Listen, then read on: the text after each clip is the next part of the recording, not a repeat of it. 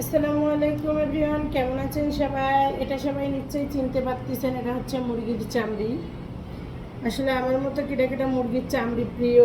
এই যে পা, পাখা, গিলা, কলিজা এসব প্রিয় কাদের কাদের তারা অবশ্য বলবেন। মুরগি কিনে আসলে আমি ফেলে দেইনি, কারণ আমার মুরগির চামড়াটা ফেলতে অনেক কষ্ট হয়ে যায়। এই জন্য আমি চামড়াটা ফেলে দিই।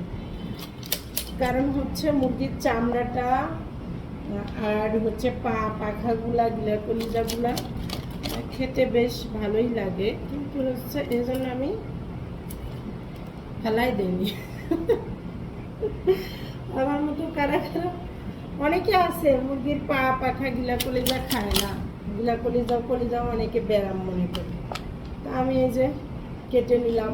দেখেন এটা কত সুন্দর হলো। আর এই চামড়াটা কারা কারা এরকম মুরগির চামড়া খেতে পছন্দ করেন তারা একটু কমেন্টস করে জানাবেন। আর মুরগির চামড়া ঝিরি করে ভাজি করলে কিন্তু খুব ভালো লাগে, খুব ভালো লাগে, বলতে আর বাকি নেই। এরকম একটু ছোটো সাইজের করে নেব, দেখতে পাচ্ছ তোমরা। আর এটা হচ্ছে লাল কক মুরগি, যেগুলা ডিম পারে। চামড়াটা প্রচণ্ড হার্ডি, শক্ত বুড়ির মতোই হবে আর কি।